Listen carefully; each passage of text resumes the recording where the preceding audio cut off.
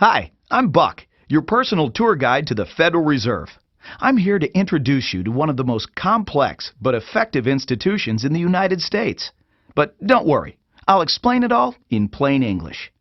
Just beside me is a road map of where we're going.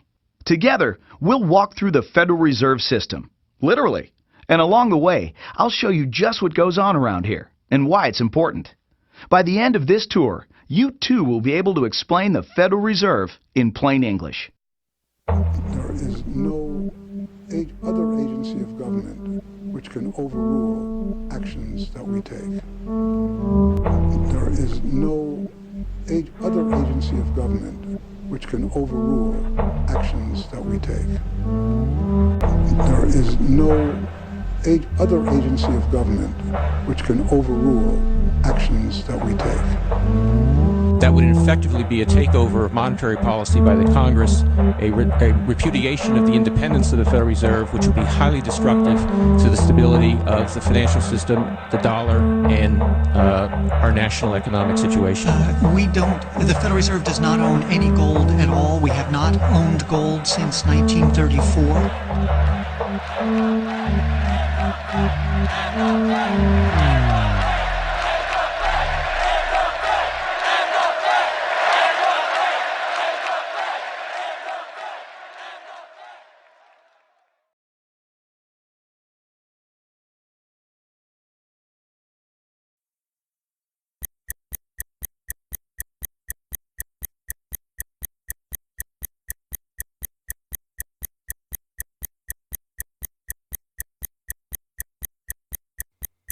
All our lives, we've been told that economics is boring.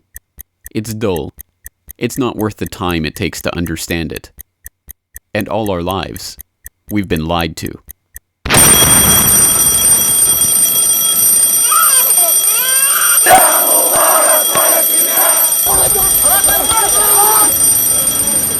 War, poverty, revolution. They all hinge on economics, and economics all rests on one key concept. Money. Money. It is the economic water in which we live our lives. We even call it currency. It flows around us, carries us in its wake, drowns those who are not careful. We use it every day, in nearly every transaction we conduct. We spend our lives working for it, worrying about it, saving it, spending it, pinching it. It defines our social status. It compromises our morals. People are willing to fight, die, and kill for it. But what is it? Where does it come from? How is it created? Who controls it? It is a remarkable fact that, given its central importance in our lives, not one person in 100 could answer such basic questions about money as these. So if you were planning a family, you'd want to know where babies come from. Yeah. And this is a lot about banking. So let me ask you, where does money come from? Where does the money come from? Where does any money? The government prints it. It's printed off. Where does money come from? How is new money created? By labor. People work and produce wealth, and the money is supposed to match that wealth. Where does money come from? Well, I have a pretty different outlook on money. It actually comes from like trees, right? But why is this? How could we be so ignorant about a topic of such importance? Where does money come from is a basic, childlike question. So why is our only response the childlike answer meant as a joke? It grows on trees. Such a profound state of ignorance could not come about naturally. From the time we are children, we are curious about the world and eager to learn about the way it works. And what could lead to a better understanding of the way the world works than a knowledge of money, its creation and destruction? Yet discussion of this topic is fastidiously avoided in our school years and ignored in our daily life. Our monetary ignorance is artificial, a smokescreen that has been erected on purpose and perpetrated with the help of complicated systems and insufferable economic jargon. But it doesn't take an economist to understand the importance of money. Deep down, we all know that the wars, the poverty, the violence we see around us hinges on this question of money. It seems like a 1,000-piece jigsaw puzzle just waiting to be solved. And it is. The puzzle pieces, taken together, create an image of the Federal Reserve, America's central bank and the heart of the country's banking system. Despite its central importance to the economy, relatively few have heard of it, and fewer still know what it is, despite the bank's attempts at self-description. Our economy runs on a complex system of exchange of goods and services, in which money plays a key part.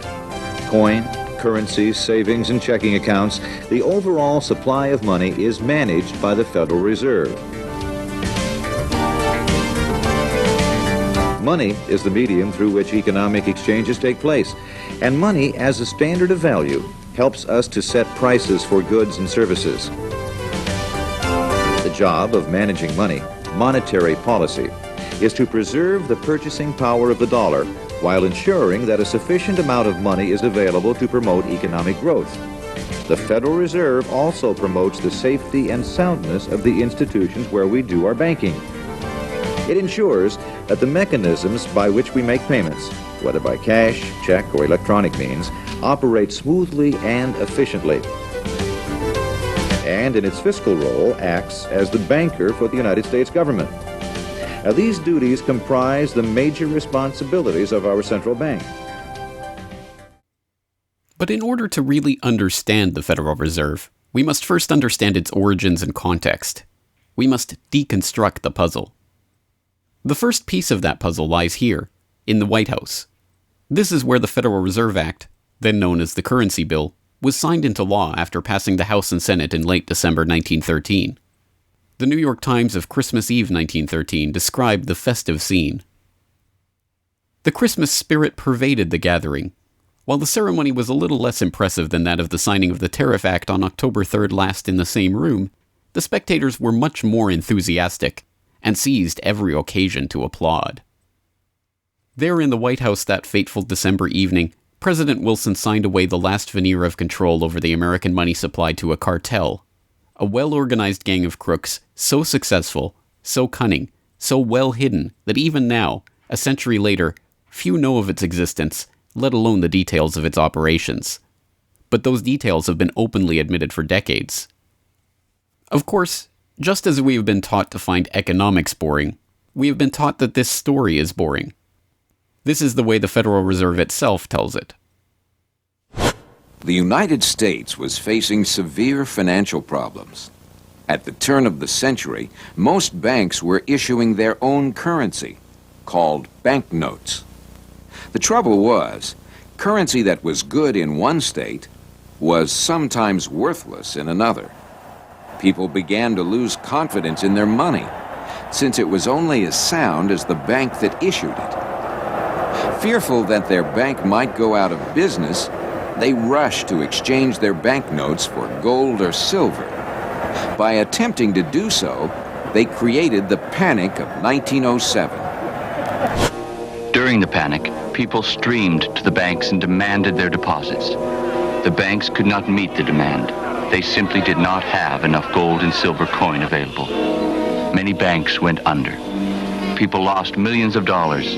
Businesses suffered, unemployment rose, and the stability of our economic system was again threatened. Well, this couldn't go on. If the country was going to grow and prosper, some means would have to be found to achieve financial and economic stability.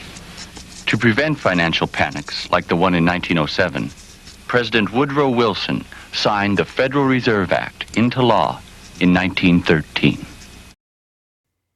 But this is history as told by the victors, a revisionist vision in which the creation of a central bank to control the nation's money supply is merely a boring historical footnote, about as important as the invention of the zipper or an early 20th century hula hoop craze. The truth is that the story of the secret banking conclave that gave birth to that Federal Reserve Act is as exciting and dramatic as any Hollywood screenplay or detective novel yarn, and all the more remarkable for the fact that it is all true. We pick up the story, appropriately enough, under cover of darkness.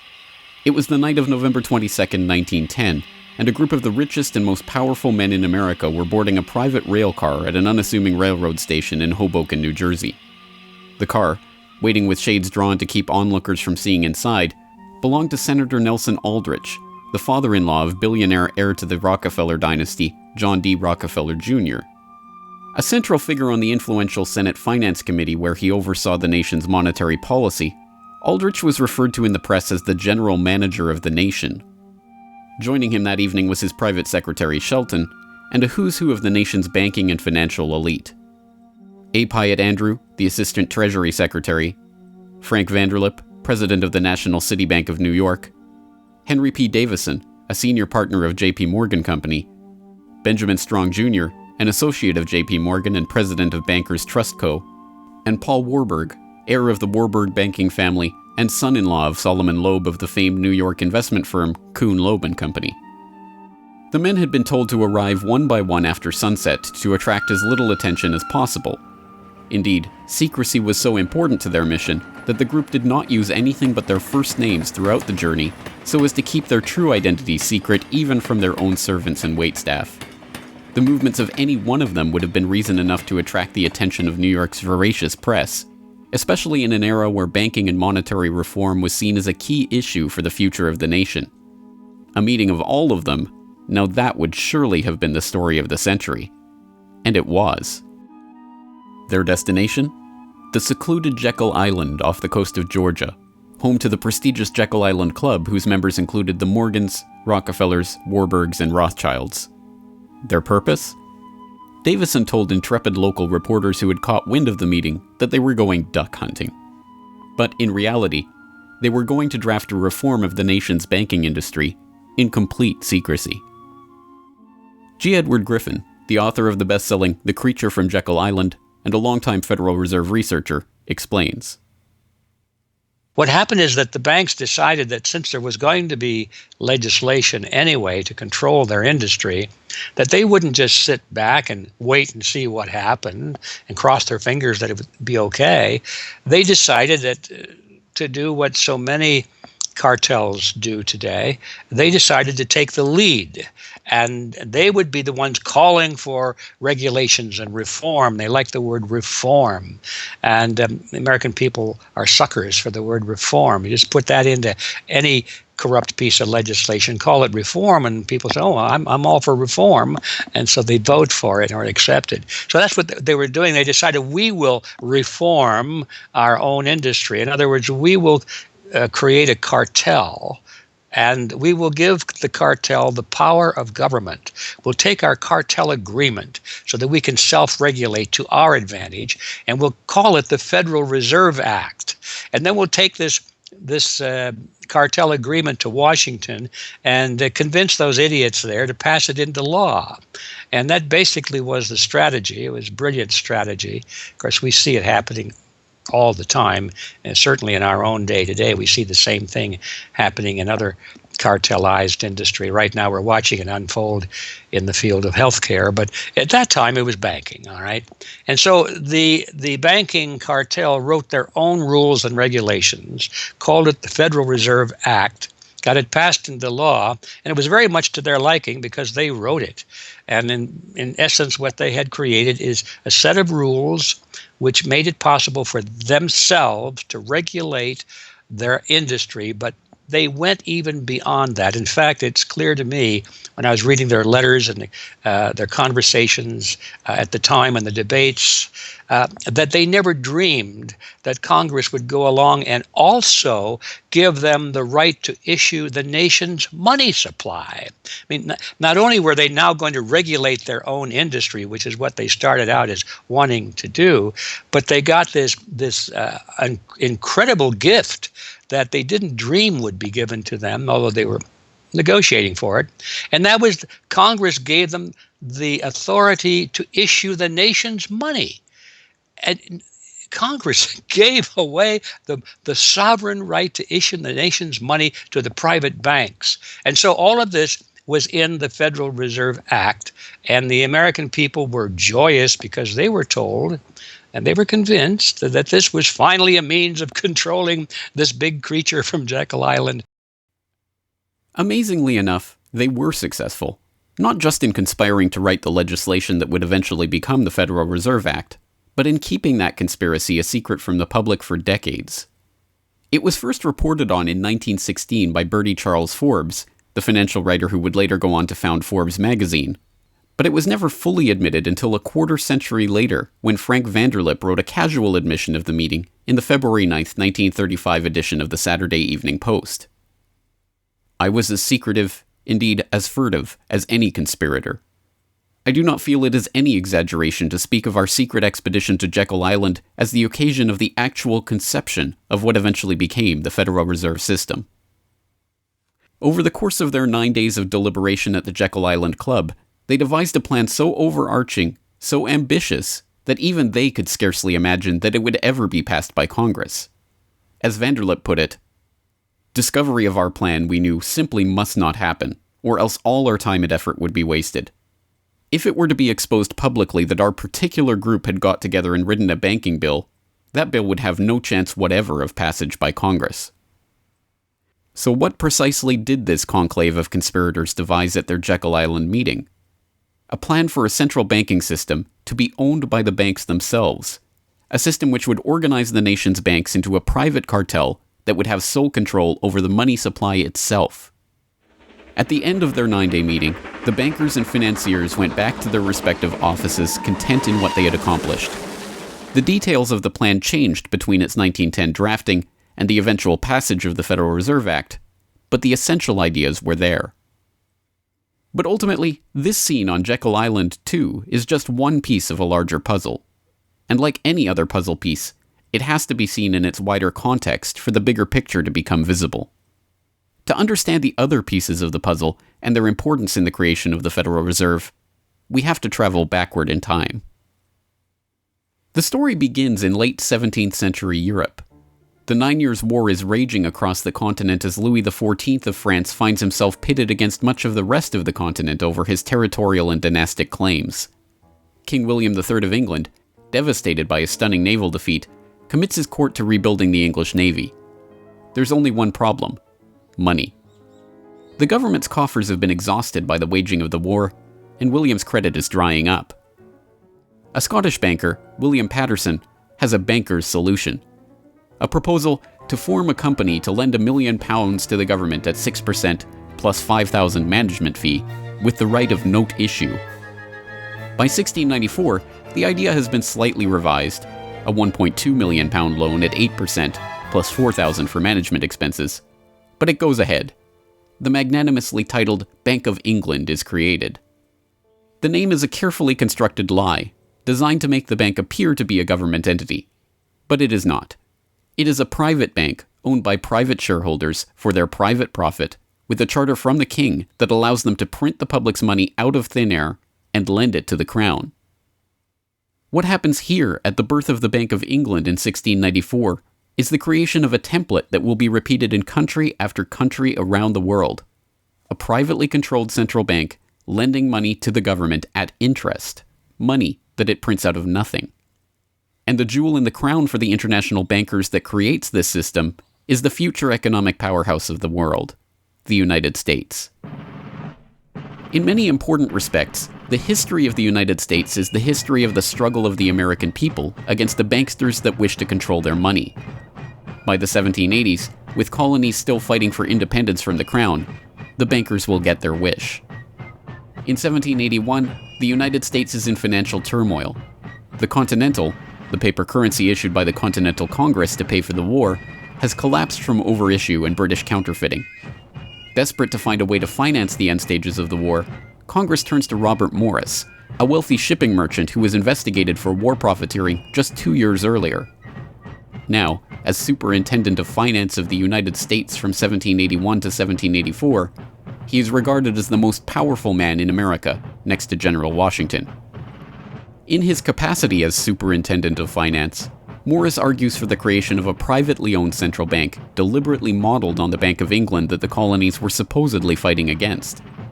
Congress, backed into a corner by war obligations and forced to do business with the bankers just like King William in the 1690s, acquiesces and charters the Bank of North America as the nation's first central bank. And exactly as the Bank of England came into existence loaning the British Crown £1.2 million, the BNA started business by loaning $1.2 million to Congress. By the end of the war, Morris has fallen out of political favor and the Bank of North America's currency has failed to win over a skeptical public. the BNA is downgraded from a national central bank to a private commercial bank chartered by the state of Pennsylvania. But the bankers have not given up yet. Before the ink is even dry on the Constitution, a group led by Alexander Hamilton is already working on the next privately owned central bank for the newly formed United States of America. So brazen is Hamilton in the forwarding of this agenda that he makes no attempt to hide his aims or those of the banking interests he serves. A national debt, if it is not excessive, will be to us a national blessing, he wrote in a letter to James Duane in 1781. It will be a powerful cement of our union. It will also create a necessity for keeping up taxation to a degree which, without being oppressive, will be a spur to industry. Opposition to Hamilton and his debt-based system for establishing the finances of the U.S. is fierce. Led by Jefferson and Madison, the bankers and their system of debt enslavement is called out for the force of destruction that it is, with Thomas Jefferson writing, "The spirit of war and indictment, since the modern theory of the perpetuation of debt, has drenched the earth with blood and crushed its inhabitants under burdens ever accumulating." Still, Hamilton proves victorious. The first Bank of the United States is chartered in 1791 and follows the pattern of the Bank of England and the Bank of North America almost exactly. A privately owned central bank with the authority to loan money that it creates out of nothing to the government. In fact, it is the very same people behind the new bank as were behind the old Bank of North America. It was Alexander Hamilton, Robert Morris's former aide, who first proposed Morris for the position of financial superintendent, and the director of the old Bank of North America, Thomas Willing, is brought in to serve as the first director of the First Bank of the United States. Meet the new banking bosses, same as the old banking bosses. In the first 5 years of the bank's existence, the U.S. government borrows $8.2 million from the bank, and prices rise 72%. By 1795, when Hamilton leaves office, the incoming Treasury Secretary announces that the government needs even more money and sells off the government's meager 20% share in the bank, making it a fully private corporation.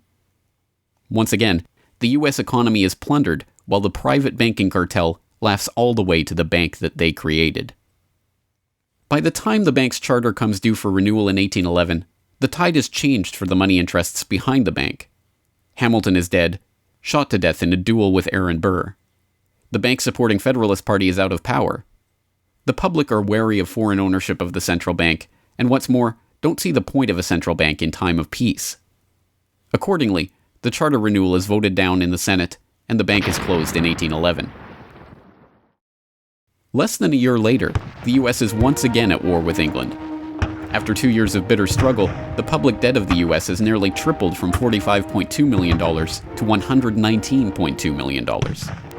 With trade at a standstill, prices soaring, inflation rising, and debt mounting, President Madison signs the charter for the creation of another central bank, the Second Bank of the United States, in 1816. Just like the two central banks before it, it is majority privately owned and is granted the power to loan money that it creates out of thin air to the government.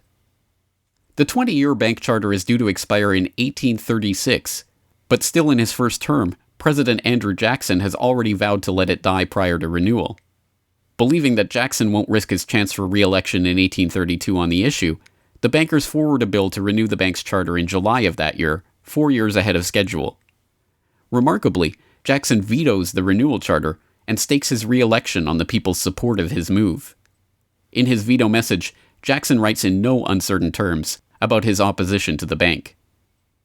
Whatever interest or influence, whether public or private, has given birth to this act, it cannot be found either in the wishes or necessities of the executive department, by which present action is deemed premature, and the powers conferred upon its agent not only unnecessary, but dangerous to the government and country. It is to be regretted that the rich and powerful too often bend the acts of government to their selfish purposes.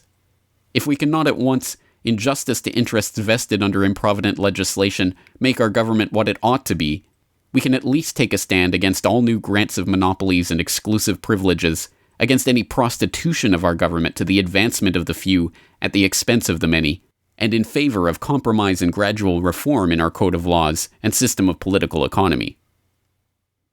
The people side with Jackson, and he's re-elected on the back of his slogan, "Jackson and no bank." The president makes good on his pledge. In 1833, he announces that the government will stop using the bank and will pay off its debt.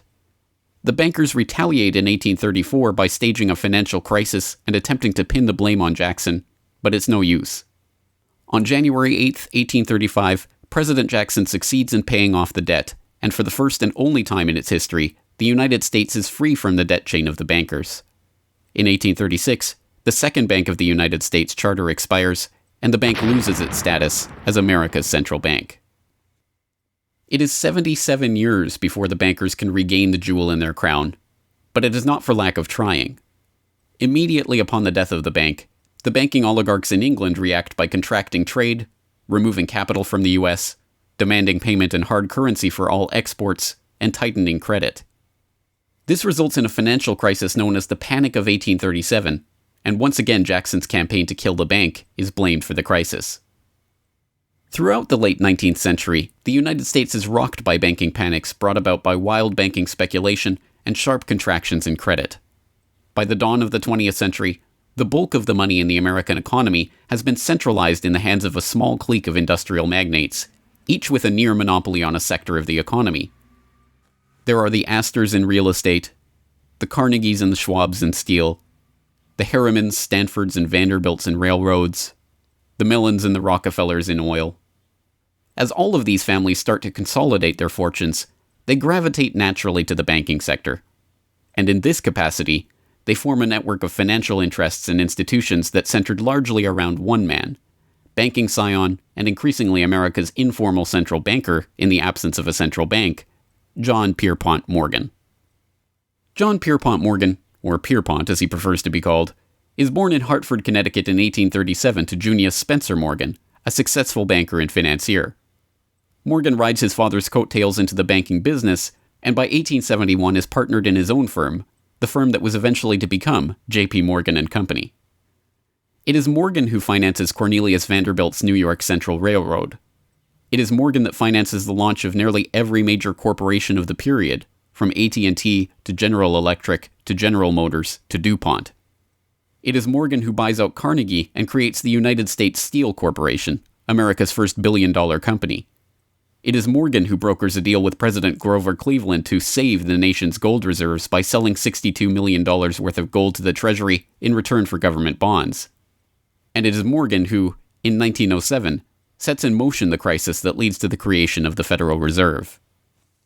That year, Morgan begins spreading rumors about the precarious finances of the Knickerbocker Trust Company, a Morgan competitor and one of the largest financial institutions in the United States at the time.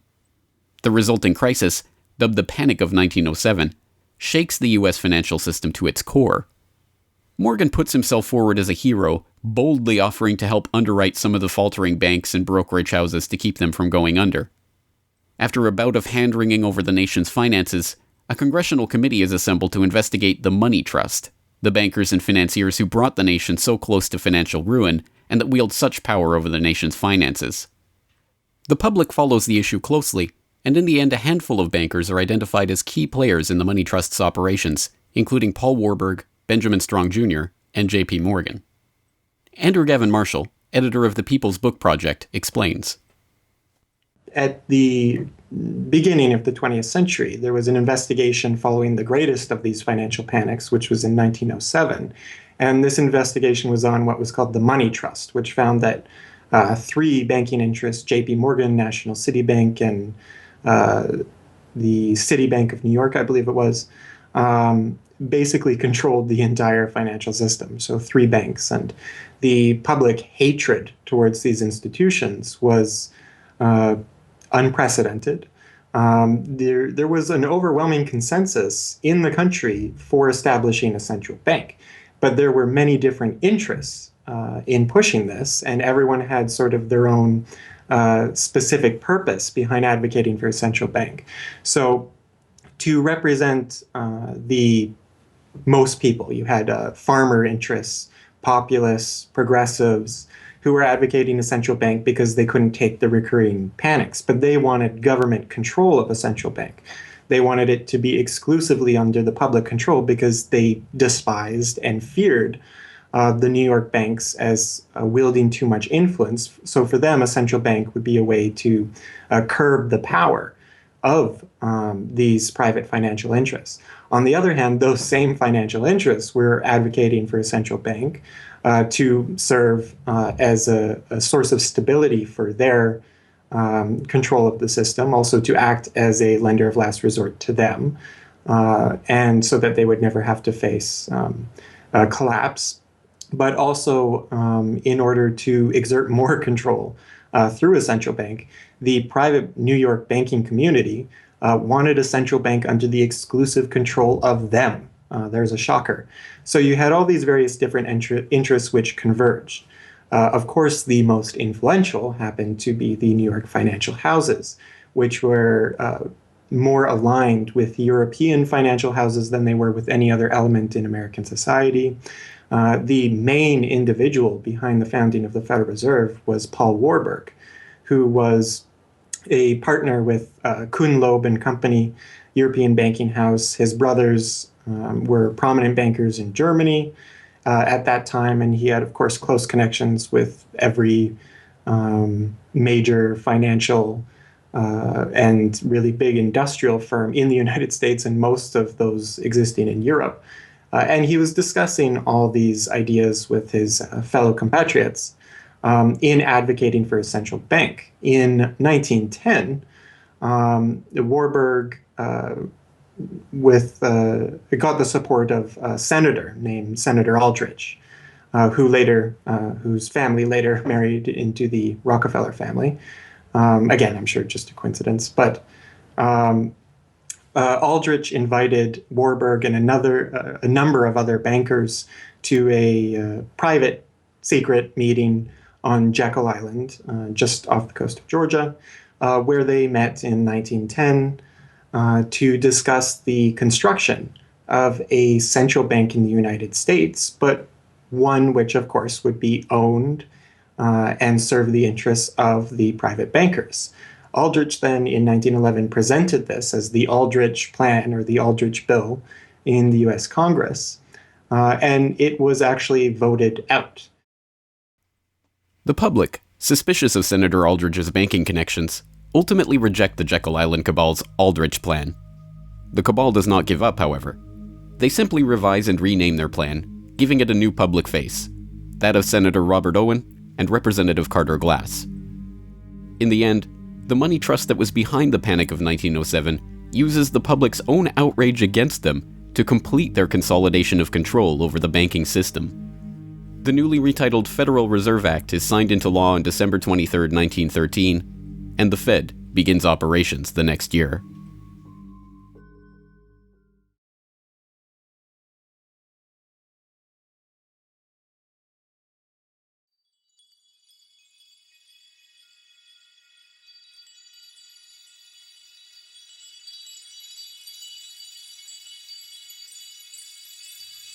So how does the Federal Reserve System work?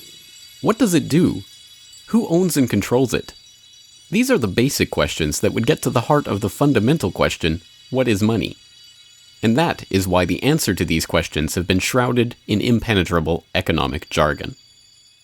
Even the Federal Reserve's own educational propaganda, which has an unusual tendency towards cutesy animation and talking down to its audience, has a difficult time summarizing the Fed's mission and responsibilities. According to the Fed, to achieve these goals, the Fed, then and now, combines centralized national authority through the Board of Governors, remember that on the map, with a healthy dose of regional independence through the reserve banks. A third entity, the Federal Open Market Committee, brings together the expertise of the first two in setting the nation's monetary policy. Precisely what imaginary gaggle of schoolchildren is this economic gibberish aimed at? The simple truth, hidden behind the sleight of hand of economic jargon and magisterial titles, is that a banking cartel has monopolized the most important item in our entire economy: money itself. We are taught to think of money as the pieces of paper printed in government printing presses or coins minted by government mints. While this is partially true, in this day and age, the actual notes and coins circulating in the economy represent only a tiny fraction of the money in existence. Over 90% of the money supply is in fact created by private banks as loans that are payable back to the banks at interest. Although this simple fact is obscured by the wizards of Wall Street and gods of money who want to make the money creation process into some special art of alchemy carefully overseen by the government, the truth is not hidden from the public. In December 1977, the Federal Reserve Bank of New York published another of its dumbed-down cartoon-ridden information pamphlets for the general public, attempting to explain the functions of the Federal Reserve System. There in black and white, they carefully explain the money creation process. Commercial banks create checkbook money whenever they grant a loan, simply by adding new deposit dollars to accounts on their books in exchange for a borrower's IOU. Banks create money by monetizing the private debts of businesses and individuals. That is, they create amounts of money against the value of those IOUs. There it is, in plain English. The vast majority of money in the economy, the checkbook money in our accounts at the bank and that we use in our electronic transfers and digital payments, is created not by a government printing press, but by the bank itself. It is created out of thin air as debt, owed back to the bank that created it at interest. This means that bank loans are not money taken from other bank depositors, but new money simply conjured into existence and placed into your account. And the bank is able to create much more money than it has cash to back up those deposits. The Fed claims to be the entity overseeing and backing up the banking industry. It was established, according to its own propaganda, to stabilize the system and prevent bank runs like the Panic of 1907 from happening again. Throughout much of the 1800s, almost any organization that wanted could print its own money. As a result, many states, banks, and even one New York druggist did just that. In fact, at one time, there were over 30,000 different varieties of currency in circulation. Imagine the confusion. Not only were there multitudes of currencies, some were redeemable in gold and silver, others were backed by bonds issued by regional governments. It was not unusual for people to lose faith both in the value of their currency and in the entire financial system. With many people trying to withdraw their deposits at once, sometimes the banks didn't have enough money on hand to pay their depositors. Then, when the funds ran out, the banks suspended payment temporarily, and some even closed. People lost their entire savings, and sometimes regional economies suffered. Obviously, something had to be done, and in 1913, something was. And that year, President Woodrow Wilson signed into effect the Federal Reserve Act. This act created the Federal Reserve System to provide a safer and more stable monetary and banking system. If that was indeed its aim, it signally failed to do so in running up one of the greatest bubbles in American history to that point in the 1920s, just a decade after its creation. The popping of that bubble, of course, led directly into the Great Depression and one of the greatest periods of mass poverty in American history. Economists have long argued that the Fed itself was the cause of the Depression by its complete mismanagement of the money supply. As former Federal Reserve Chairman Ben Bernanke admitted in a speech commemorating Fed critic Milton Friedman's 90th birthday, regarding the Great Depression, "You're right, we did it. We're very sorry. But thanks to you, we won't do it again." Price stability is another cited tenet of the Federal Reserve's mandate. But here, too, the Fed has completely failed to live up to its own standards. Aside from the banking system, the Federal Reserve has another responsibility that's probably even more important. It's in charge of something called monetary policy. Basically, it means trying to keep prices stable to avoid inflation. Say you buy a CD today for $14, but what if next year the price of the CD jumped to $20 or $50? Not because of a change in supply or demand, but because all prices were going up. That's inflation. There are a lot of different causes of inflation, but one of the most important is too much money. The Fed can adjust the money supply by injecting money into the system electronically or by withdrawing money from the economy. Think of it. The Federal Reserve has the ability to create money and make it disappear. What's most important is what happens as a result. Anytime the supply of money is altered, the effects are felt throughout the economy. The Fed's methods have changed over time to take advantage of the latest computers and electronics, but its mission remains the same: to aim for stable prices, full employment, and a growing economy. 100 years ago, in 1913, the Fed was created, and we've marked it with a vertical line there. Consumer prices now are about 30 times higher than they were when the Fed was created in 1913. Paper money, too, is the responsibility of the Federal Reserve. Hence, the dollars in circulation are not Treasury notes, not bills of credit, but Federal Reserve notes, debt-based notes backed up, ultimately, by the government's own promise to pay. It's sovereign bonds backed up by the taxpayers themselves. At one time, the Federal Reserve banks were legally required to keep large stockpiles of gold in reserve to back up these notes. But that requirement was abandoned, and today the notes are backed up mostly by government securities. The Fed no longer keeps any actual gold on its books, but gold certificates issued by the Treasury and valued not at the spot price of $1,300 per troy ounce, but an arbitrarily fixed statutory price of $42 2/9 per ounce. But I do have one question. During the crisis, or any time that you're aware of, has the Federal Reserve or Treasury participated in any gold swaps arrangements? The Federal Reserve does not own any gold at all. We have not owned gold since 1934. So we have not engaged in any gold swaps. But it appears on your balance sheet that you hold gold. What appears on our balance sheet is gold certificates. When we turned before 1934, the Federal Reserve did own gold. We turned that over by law to the Treasury and received in return for that gold certificates. If the Treasury entered into, because under the Exchange Stabilization Fund, I would assume they probably have the legal authority to do it, they wouldn't be able to do it then because you have the securities for essentially all the gold? No, we have no interest in the gold that is owned by the Treasury. We have simply an accounting document that is called gold certificates that represents the value at a statutory rate and still that we gave to the Treasury in 1930. And still measured at $42 an ounce, which makes no sense whatsoever. Clearly, there is a discrepancy between what we are led to believe is motivating the Fed and what it actually does. To understand what the Fed is actually intended to do, it's first important to understand that the Federal Reserve is not a bank per se, but a system. This system codifies, institutionalizes, oversees, and undergirds a form of banking called fractional reserve banking, in which banks are allowed to lend out more money than they actually have in their vaults. The whole process starts, the process of decay and corruption starts with something called fractional reserve banking. That's the technical name for it. And what that really means is that as the banking institution developed over several centuries, starting, of course, in Europe, it developed the practice of legalizing a certain dishonest accounting procedure. In other words, in the very, very beginning, if you want to go all the way back, people would bring their gold or silver to the banks for safekeeping.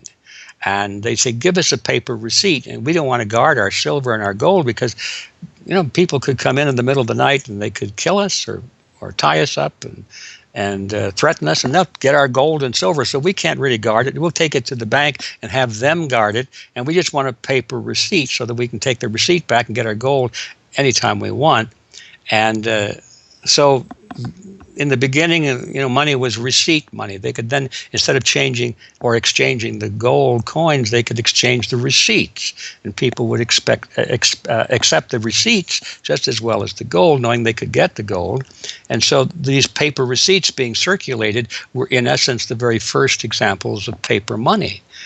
Well, the banks learned early on that game that here they were sitting on this pile of gold and all these paper receipts out there. People weren't bringing the receipts in anymore.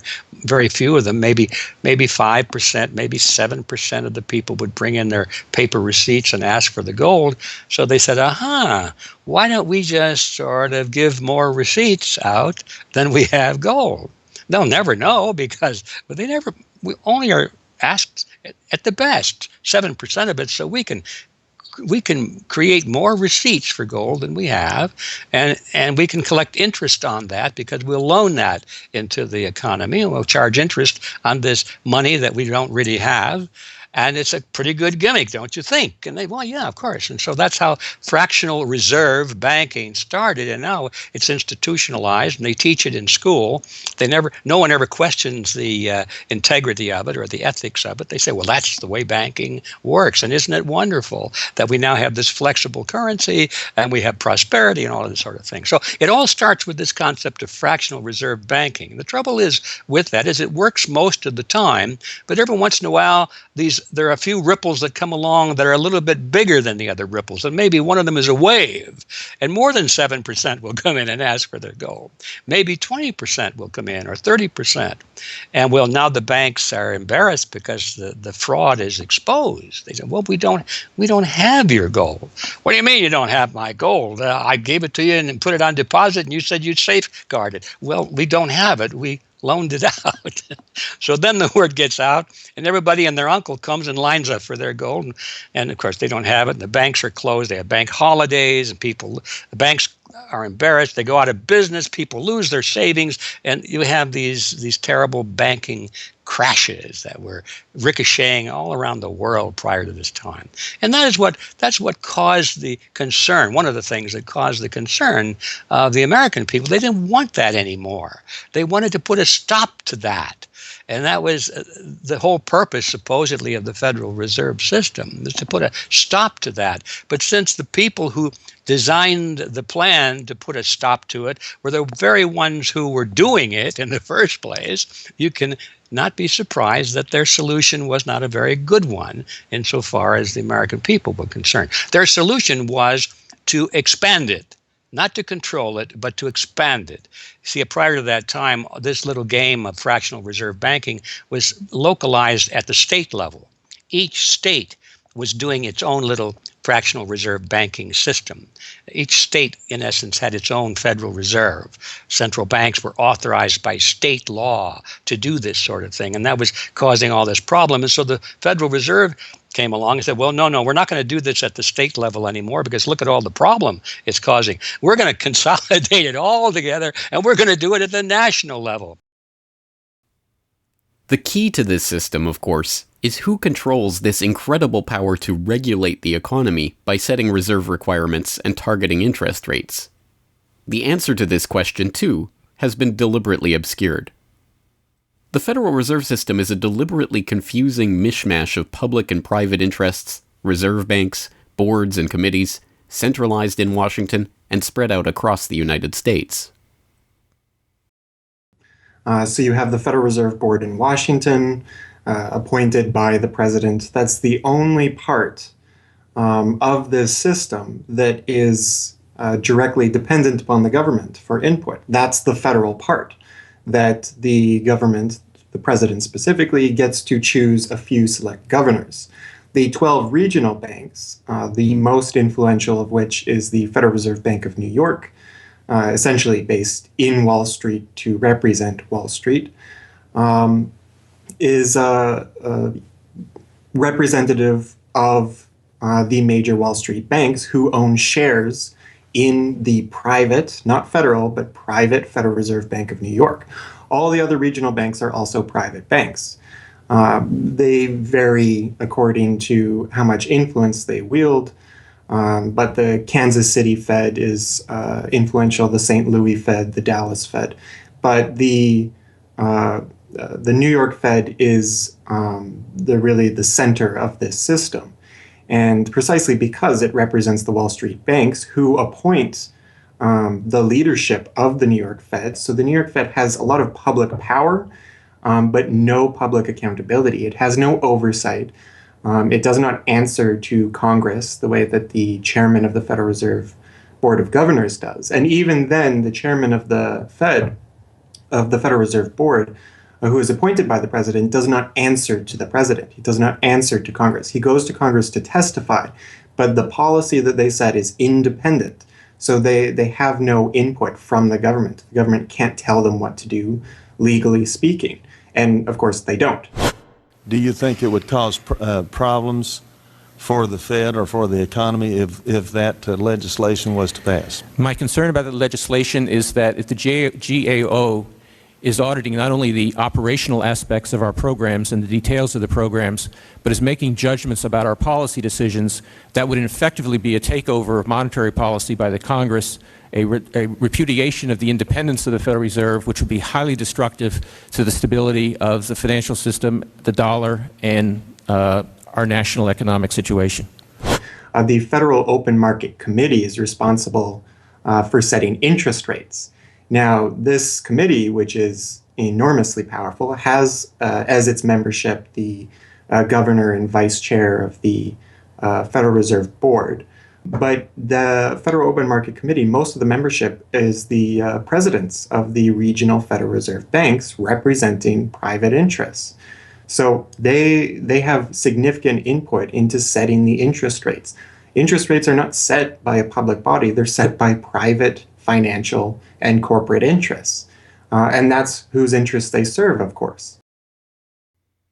The reason that the Federal Reserve goes to such great lengths to make its organizational structure as confusing as possible is to cover up the massive conflicts of interest that are at the heart of the system. The fact is that the Federal Reserve System is comprised of a board of governors, 12 regional banks, and an open market committee. The privately owned member banks of each Federal Reserve Bank vote on the majority of the Reserve Bank's directors, and the directors vote on members to serve on the Federal Open Market Committee, which determines monetary policy. What's more, Wall Street is given a prime seat at the table, with tradition holding that the president of the powerful New York Federal Reserve Bank be given the vice chairmanship of the FOMC and be made a permanent committee member. In effect, the private banks are the key determinants in the composition of the FOMC, which regulates the entire economy. According to the Fed, its monetary policy decisions do not have to be approved by the president or anyone else in the executive or legislative branches of government. It does not receive funding appropriated by the Congress, and the terms of the members of the Board of Governors span multiple presidential and congressional terms. Or, in the words of Alan Greenspan, what is the proper relationship, what should be the proper relationship between a chairman of the Fed and a president of the United States? Well, first of all, the Federal Reserve is an independent agency, and that means basically that there is no other agency of government which can overrule actions that we take. The Fed goes on in its self-mythologization to state that it is not a private, profit-making institution. This characterization is dishonest at best, and an outright lie at worst. The regional banks are themselves private corporations, as noted in a 1928 Supreme Court ruling. Instrumentalities like the national banks or the Federal Reserve Banks, in which there are private interests, are not departments of the government. They are private corporations in which the government has an interest. This point is even admitted by the Federal Reserve's own senior counsel. Our regulations do specify overall terms for the lending, but the day-to-day operation of the banking activities are conducted by the Federal Reserve banks. They are banks, and indeed they do lend, and they do interact they're their with own depositors. agency then, essentially, They are not in that agencies. regard. Yes, they're not agencies, Your Honor. They're persons under FOIA. Each Federal Reserve Bank, the stock is owned by the member banks in the district, 100% privately held. They have private boards of directors. Majority of those boards are appointed by the independent banks, private banks in the district. They are not agencies. These private corporations issue shares that are held by the member banks that make up the system, making the banks the ultimate owners of the Federal Reserve Banks. Although the Fed's profits are returned to the Treasury each year, the member banks' shares of the Fed do earn them a 6% dividend. According to the Fed, the fixed nature of these returns means that they are not being held for profit.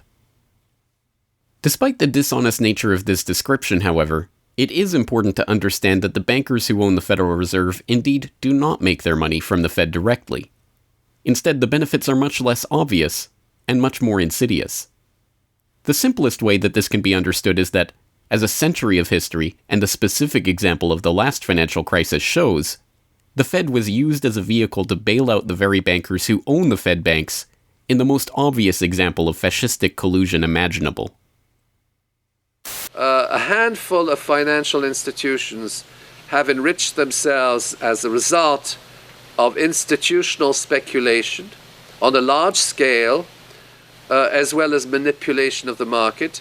And secondly, what they have done is that they have then gone to their governments and said, well, we are now in a very difficult situation and you need to give us money so that we can retain the stability of the financial system.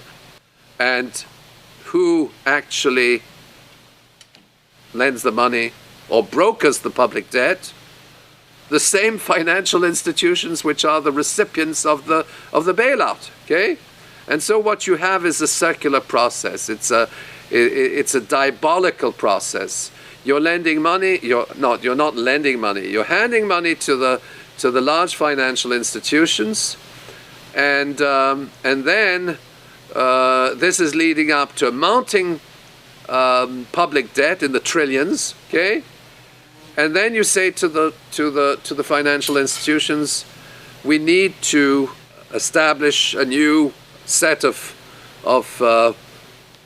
treasury bills and government bonds, etc., which of course are sold to the public, but they are always brokered through the financial institutions, which establish their viability and so on and so forth. And the financial institutions will probably buy part of this public debt. So that in effect what the government is doing is financing its own indebtedness through the bailouts. It hands money to the banks, but to hand the money to the banks, it becomes indebted to those same financial institutions, and then it says, well, we now have to emit large amounts of public debt. Please, can you help us? And then the banks will say, well, your books are not quite in order. And then the government will say, well, obviously they're not in order because we've just handed you $1.4 trillion of bailout money, and we're now in a very difficult situation, so we need to borrow money from the people who are, in fact, the recipients of the bailout. So this is really what we're dealing with. We're dealing with a circular process. The 2008 crisis and subsequent bailouts are merely the latest and most brazen examples of the fundamental conflicts of interest at the heart of America's privately owned central banking system. Beginning with the collapse of Lehman Brothers in September of that year, the Federal Reserve embarked on an unprecedented program of bailouts and special zero-interest lending facilities for the very banks that had caused the subprime meltdown in the first place. By the cartelization of the Federal Reserve structure, and thus not by accident, it was the very bank presidents who had overseen their banks' lending practices that ended up in the director positions of the Federal Reserve banks that voted on where to direct the trillions of dollars in bailout money. And unsurprisingly, they directed it toward their own banks. A stunning 2011 Government Accountability Office report examined $16 trillion of bailout facilities extended by the Fed in the wake of the crisis and exposed numerous examples of blatant conflicts of interest. Jeffrey Immelt, chief executive of General Electric, served as a director on the board of the Federal Reserve Bank of New York. At the same time, the Fed provided $16 billion in financing to General Electric. JP Morgan Chase chief executive Jamie Dimon, meanwhile, was also a member of the board of the New York Fed during the period that saw $391 billion in Fed emergency lending directed to his own bank. In all, Federal Reserve Board members were tied to $4 trillion in loans to their own banks. These funds were not simply used to keep these banks afloat, but actually to return these Fed-connected banks to a period of record profits in the same period that the average worker saw their real wages actually decrease and the economy on Main Street slow to a standstill. Ben Bernanke, at that time the chairman of the Federal Reserve Board of Governors, was confronted about these conflicts of interest by Senator Bernie Sanders upon the release of the GAO report in June 2012. Senator, you raised an important point, which is that this is not something the Federal Reserve created. This is in the statute. Congress in the Federal Reserve Act said this is the governance of the Federal Reserve, and more specifically that bankers would be on the board. And 6 out of 9. Sorry? 6 out of 9 in the regional banks are come from the banking industry. That's correct. And that is in the law. And right. I'll answer your question, though. The answer to your question is that Congress set this up. We have tried, I think we've made it into something useful and valuable. We do get information from it. But if Congress wants to change it, of course, we will work with you to find alternatives. Bernanke is completely right. These conflicts are, in fact, a part of the institution itself, a structural feature of the Federal Reserve that was baked into the Federal Reserve Act itself over 100 years ago by the bankers who conspired to cartelize the nation's money supply. You could not ask for a more succinct reason why the Federal Reserve itself, this admitted cartel of banking interests, needs to be abolished. But you could get one.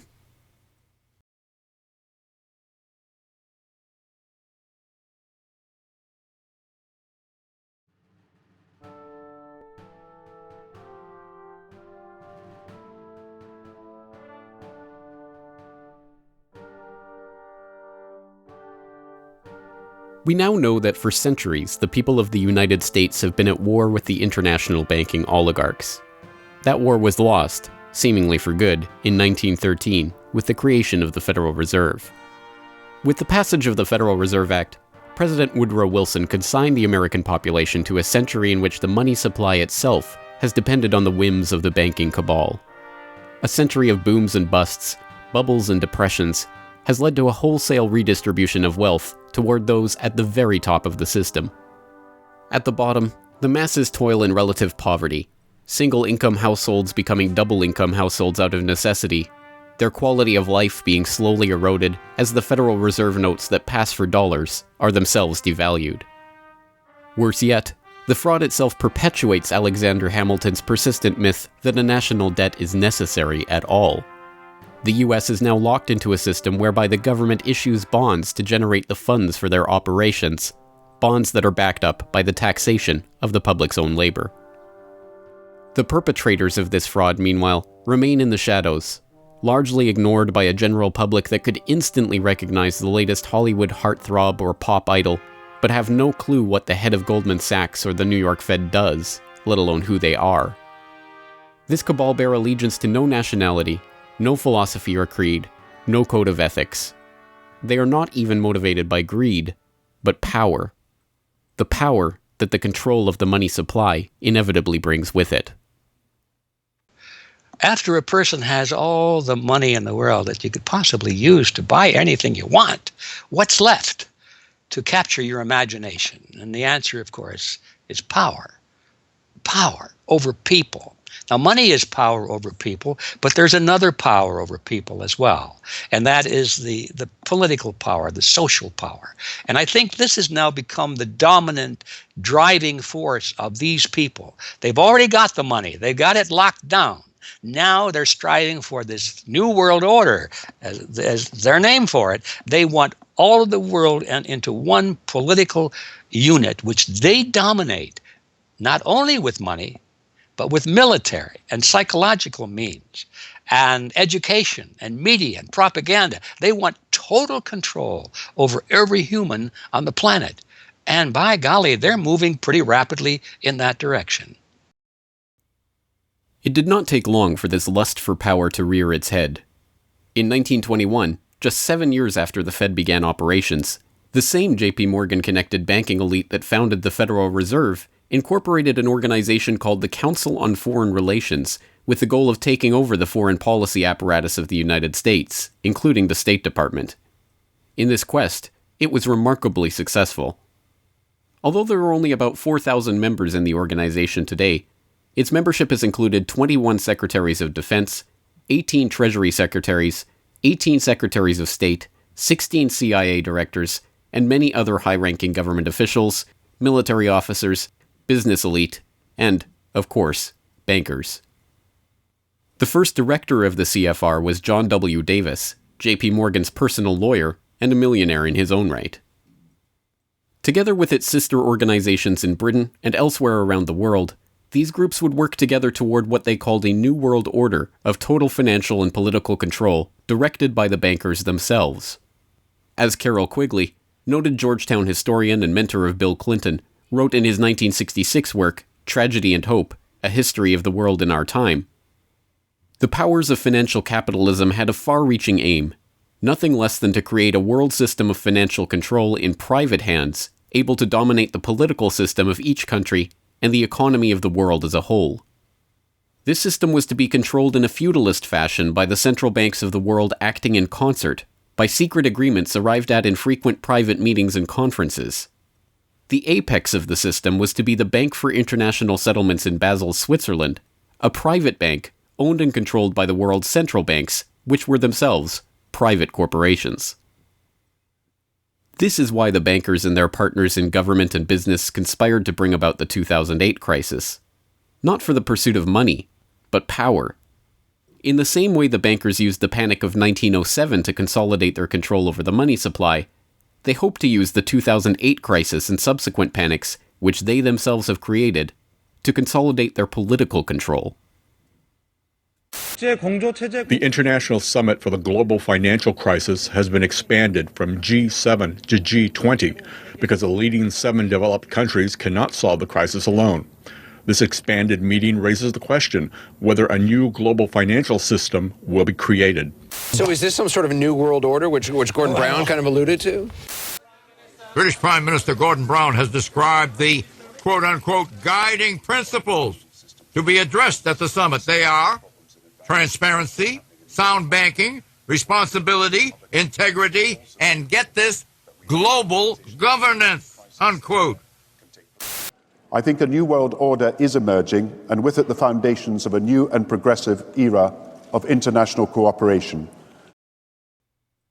The inevitable conclusion, one that flows necessarily from the true understanding of this situation, is that the Federal Reserve System needs to be consigned to the dustbin of history. After a century of enslavement, it is time for the American public to finally throw off the bankers' debt chains. If there was ever a point in human history to start questioning alternatives, this would be it. And to think that where we are and simply say, oh, well, this is the best of our options. How many of the best options lead to self-destruction? Doesn't sound like a best option. I think that with a world of 7 billion people, we can probably come up with something better than a system in which a few thousand people benefit so much at the expense of everything else on this world, and at the expense of the potential for the future of mankind. They're leveraging our future. And so long as we accept this way of thinking, so long as we accept these institutions as having dominance, that's the direction we'll be going. So I think reform is a good way to try and stall and to push back directly against the expanding and evolving power structures. But radical change is what's really needed, and that has to be built from the bottom up. But I think that these two processes can and should go together in parallel. If you've made it this far, congratulations. You are now better informed on the economic history of the United States and the truth about the Federal Reserve than 99% of the population. If you do nothing else, then just working to get those around you educated on this information alone will have a profound effect. Once they learn of the scam, many are motivated to do something about it, and they, in turn, inform others. This is the viral nature of suppressed truth, and it is the reason that more people are aware of and energized by the issue of the Federal Reserve and the nature of money than ever before. Perhaps even more amazingly, this movement is spreading to other parts of the globe. Recognizing the interlocking nature of the modern global economy and the international nature of the banking oligarchy, movements to abolish the Federal Reserve have sprung up in Europe, where protests against the cartelized central banking system are taking place in over 100 cities, attracting 20,000 people on a weekly basis. I started this movement because I realized that the Federal Reserve Act, in my opinion, is one of the most worst laws in the whole world. So a private banking company is lending America the money, and in my opinion, America is not any more democratic. The Federal Reserve tells the government what to do, and that's a problem. It's a very big problem, especially in the US. Why is it a global issue, and why are people doing it here in Germany? Because when you realize that this finance system, it's a global system, you have to go to the really beginning of the system. And in my opinion, It's also the World Bank and the International Fund of Currencies and stuff like this.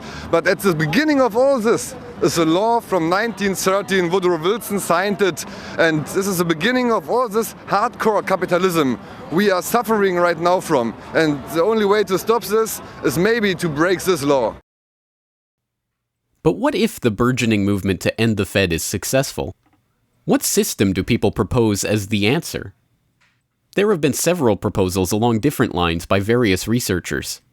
Some argue for a return to America's colonial roots of debt-free money issued by state-run banks, pointing to the Bank of North Dakota as one already functioning, successful model of this approach. We've had two banking systems ever since the 1860s, with the state bank system and the federal bank system. And the federal bank system are the big Wall Street banks, particularly. They dominate the federal system. So they're taking over right now. I mean, in California, we don't even have any local banks where I am. They're now, we had two, and I had accounts in both of them, and they're now, one of them is Chase Bank, and the other is U.S. Bank. So they're both big Wall Street banks now. They've been taken over. So if you can it's the local banks that have an interest in serving the local business. The big banks have no interest in making loans to local business. It's too risky. Why should they bother? They've got this virtually free money they can get from the Fed and from each other, and it's much more lucrative to them either to speculate in commodities or other things abroad, or what works very well for them is to buy long-term government bonds at 3%, because these have no capital requirement. The capital requirement for government bonds are zero. So they can buy all of those that they want. Whereas if they buy, let's say, mortgages, or if they make loans for mortgages, or they make loans to businesses, then they have to worry about their capital requirement. And as soon as they've used up all their capital, in other words, $8 of capital will get you $100 of loans, then they can't make any more loans. They have to wait for 30 years till those loans get paid off. So what they do, if they do buy mortgages, is sell them off to investors. And so that was the whole mortgage-backed securities scam that we've seen. They had no motivation to make sure that these borrowers were actually sound borrowers. They just wanted to make a sale, so they sold the stuff to the unwary investors who might be somebody in Iceland or Sweden or pension funds. Yeah, so that didn't work out so well. So a state bank with the partnering with the local banks can provide the capital, can help them with capital. In North Dakota, the state bank guarantees the loans of the local banks, allowing them to make much bigger loans than they could otherwise. And the state bank provides liquidity to the small banks. That's why the small banks, the local banks, aren't making loans to small business right now, because they don't know that they can get money from the other banks as needed. The way banking works is they make the loan first. If you have credit lines to many different businesses, and if they all hit up their credit lines at once, you're going to run out of money. So you don't dare do that unless you know that you can get short-term loans from the other banks. And what's happening right now, even though there's $1.6 trillion in excess reserves sitting on the books of the big banks, they're not available to the little banks. And the reason is because the Fed is paying 0.25% interest on those reserves. So the banks have no incentive to lend them to the little banks. Why let go of them when you can make just as much keeping them, and then you still have your reserves, and you can use them as collateral to buy bonds or something that'll make you more money. So the whole system is messed up. And in North Dakota, the Bank of North Dakota provides the liquidity for these local banks. Others advocate a decentralized system of alternative and competing currencies that greatly reduce or even eliminate altogether the need for a central bank. Well, 22 years ago in Ithaca, New York, I noticed that a lot of people, friends particularly, had skills and time that were not being employed or respected by the prevailing economy. And while we had much desire to create things and trade them with each other, and many services we could provide to each other, we didn't have the money. So Since I have a background in graphic design, journalism, and arrogance, I went to my computer and designed paper money for Ithaca, New York. Designed pretty colorful money, with pictures of children, waterfalls, and trolley cars, and denominated in hours of labor. 1 hour note, half hour, quarter, eighth hour note, 2 hour note, and then began to issue to each of the pioneer traders who had agreed to be listed in the directory a specific starter amount. And the game began. An hour has been worth an hour of basic labor, or $10 US, which at that time, 20 years ago, was double the minimum wage. People who usually expect more than $10 per hour of their service can charge multiple hours per hour, but the denomination puts between us as residents of our community that reminder that we are fellow citizens, not merely winners or losers scrambling for dollars. And it introduces us to each other on the basis of these skills and services that we have, that we are more proud to provide for each other than often is the case with a conventional job, just the stuff we have to do to get the money to pay the bills. So through that trading process, that more intimate scale process within the community, we're more easily able to become friends and lovers and political allies. It's an inspiring story, and tell people about how much money has circulated through this community. I mean, it's important for people to understand just how successful this has been.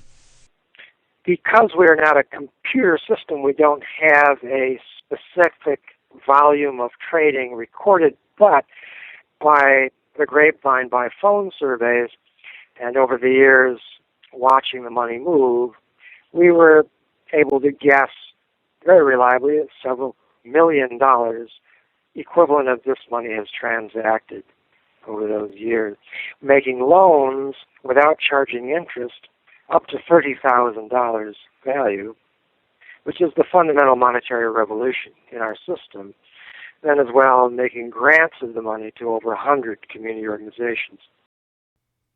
Some argue for currencies whose mathematical nature prevent them from being merely conjured into existence whenever a federal government wants to wage another war of aggression or forge another link in the seemingly endless train of governmental tyranny and abuse. What people have to understand about Bitcoin is that it's a completely decentralized network. There's no central server, there's no controlling company, there's no office. It's just free software that anyone can download and start running on their computer anywhere in the world. And that the Bitcoins themselves can be transferred to or from anyone anywhere in the world. And it's impossible for any bank or government or entity to block you from sending or receiving those Bitcoins. There's a limited supply of those Bitcoins. There will never, ever, ever be more than 21 million Bitcoins. And so because, like everything, the price is set based on supply and demand, because the supply of Bitcoins is limited and the demand is increasing as more and more people start to use them and more websites start to accept them, the price of Bitcoins in terms of dollars is going to have to increase even a lot more than the $500 per Bitcoin that it is today. Are there any drawbacks at all to the idea of using a cryptocurrency? If you're part of the current power elite that can just print money at will to spend on whatever you feel like, then yeah, the world switching over to Bitcoin is probably not going to benefit you. But if you're one of the normal people that aren't working for the Federal Reserve or any central bank that's printing money to pay to your friends and that sort of thing, then a Bitcoin world is a wonderful thing for you.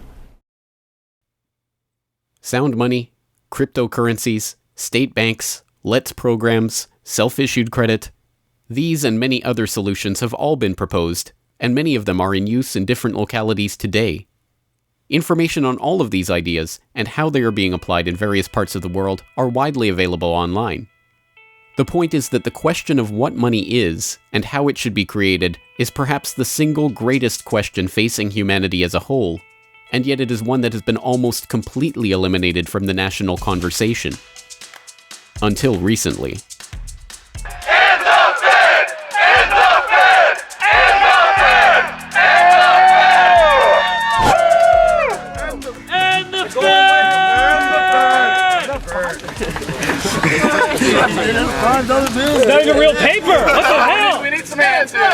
And the Fed! And the Fed! And the Fed!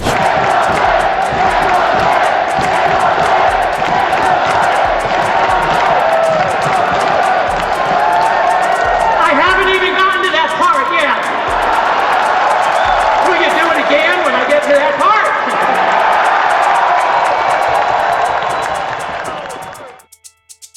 And so the rest of the story is now in our hands.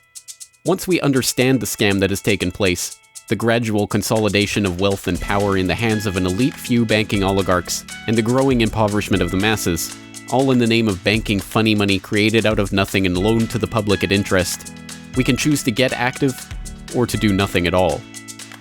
For those who choose to get active, there are some steps that you can take to help change the course of the system. First, follow the links and resources from the transcript of this documentary at corbettreport.com/Federal Reserve to familiarize yourself with the history, the connections, and the functions of the Federal Reserve System. If you can't explain this material to yourself, then you will never be able to teach it to others. Secondly, begin reaching out to others to bring them up to speed on the issue. It can be as simple as broaching this conversation in the Monday morning water cooler talk, or passing out a copy of this documentary, or sending out links to this information to your email list. Insert this topic into your conversations. When people start talking about the national debt, or the state of the economy, or other political talking points, get them to question the roots of these issues, and why there is a national debt at all. Thirdly, when you are able to find or create a group of like-minded people in your area who are engaged with the issue, start a study group on the issue and its solutions. The study group can help source alternative or complementary currencies in the local area, or, if none exist already, the group can form the basis for a community of local businesses and customers who are willing to start experimenting with ways to wean themselves off of the Federal Reserve notes. Fourthly, use the resources at CorbettReport.com, including the Federal Reserve information flyer, or hold DVD screenings to attract interest in your group and draw others into studying the true nature of the monetary system. The work of building up an alternative to the current system can seem daunting, even at times overwhelming. But it is important to keep in mind that the Federal Reserve System that seems so monolithic today has only been around for 1 century. Central banks have been defeated in America before, and they can be defeated again. The question of how we decide to change this system is not rhetorical. It will either be answered by an informed, engaged, active population working together to create viable alternatives and to dismantle the current system, or it will be answered by the same banking oligarchy that has been controlling the money supply, and indeed the lifeblood of the country, for generations. Now, 1 century after the creation of the Federal Reserve System, we have a choice to make. Whether the next century, like the one before it, will be a century of enslavement, or, transformed by the actions and choices that we make in the light of this knowledge, a century of empowerment.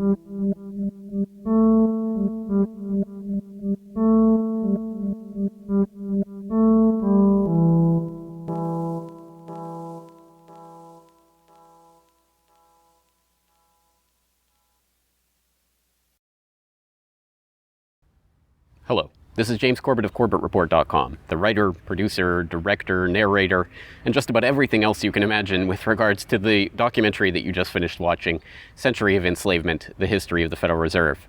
As I mentioned towards the end of that documentary, if you've made it this far, then you are now better informed about the Federal Reserve, its origins, what it is, how it functions, and why it must be opposed than 99% of the general public.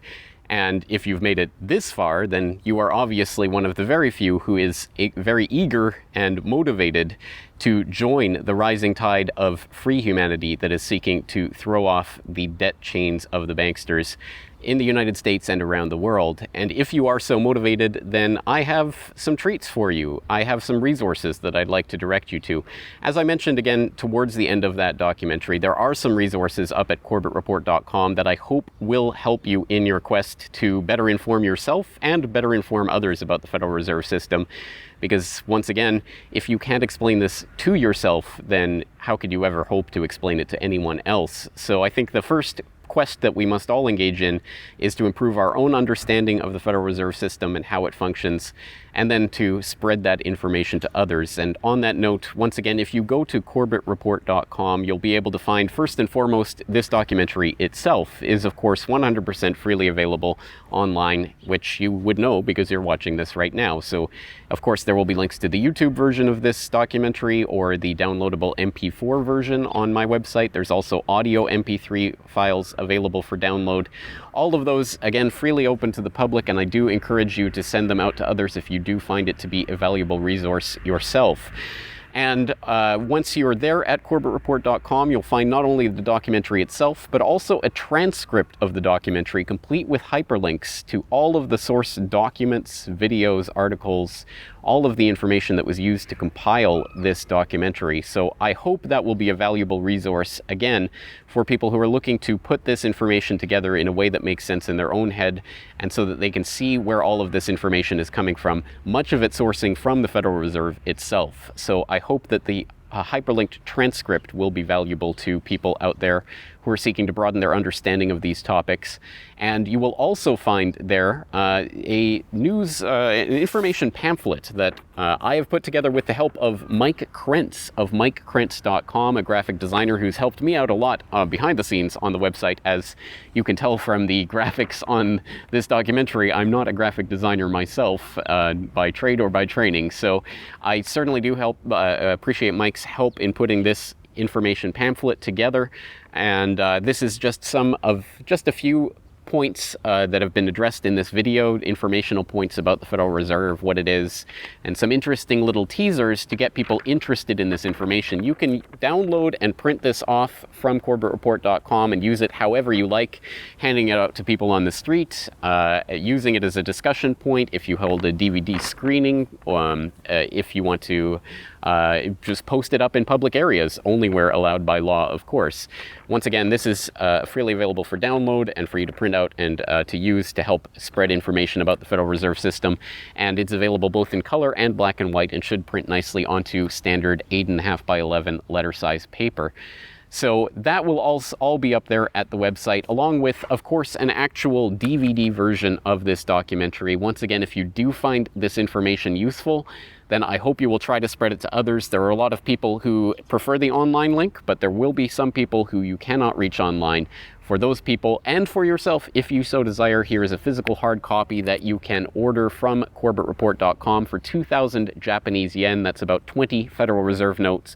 Because unfortunately, we are trapped in this debt-based bankster-led system, so we do all require these pieces of paper in order to put a roof over our head and food on the table, myself included. So your support is obviously greatly appreciated. And for that 2,000 Japanese yen, about 20 Federal Reserve notes, you'll receive this documentary. Disc 1 containing the documentary itself. Disc 2, the full 1-hour interview with G. Edward Griffin. So I think, again, a valuable resource for people who are looking for more information about the Federal Reserve.